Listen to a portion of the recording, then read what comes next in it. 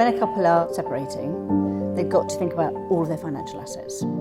So, including debts. So, pensions are in the mix, so are houses, savings, shares, wine collections, absolutely everything, including any debts they might have.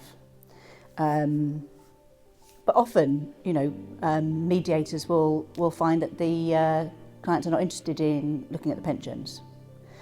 This is quite shocking because pensions are very valuable. So it's a really big mistake not to count them in. But, clients will say things like, he earned it, let him keep it.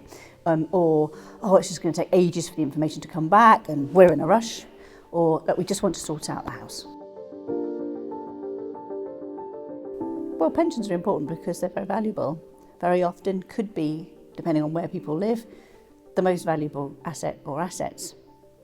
State pensions are also incredibly valuable, and most of us tend to disrespect them a little bit and ignore them.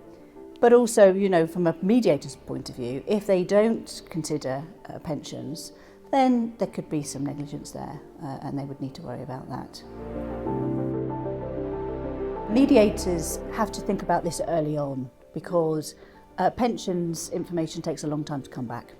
So you'll be asking your clients to complete the Form P, which is sent off to each pension provider, and each pension provider will complete it with standard information. This is a really excellent start. Your clients will also need to complete the Form BR19 and BR20. And this will highlight if there's any additional pensions that could be shared, a state pension that could be shared. I would say whatever their date of retirement, send off both forms. You got this information back from the pension trustees and from the State Pension Service, so you will be wondering with them whether or not they need any help with dividing the pension.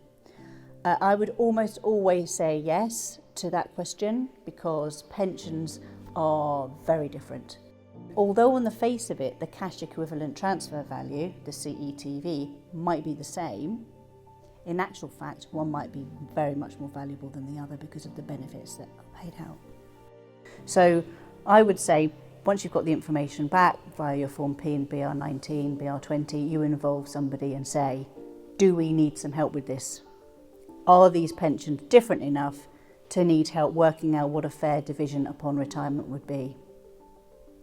And from there, you can instruct a POD, a pensions on divorce expert, who will give you a report, a lengthy report, they're about 40 pages long, telling you about the pensions, about the benefits, and depending on the questions you ask, they'll answer those questions for you. Should the mediator help draft this letter of instruction? I would say, but it's up to you, if there are lawyers helping, I would say let them get on with it. But if there aren't any lawyers instructed, then it might fall to you to draft it. So at Appendix D of the PAG report, there is a draft letter of instruction for you to use.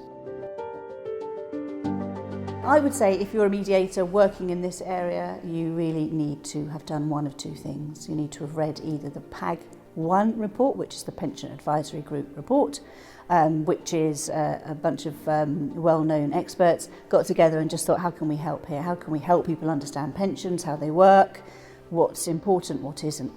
It's a long report. I have read it. It took quite a lot of my holiday to read it, but I recommend it. Luckily though, a new report, I'm calling it PAG 2, which is Help Survival Guide for Pensions on Divorce, has been published to help the litigant in person. But frankly, it helps all of us. So I really encourage you to read it.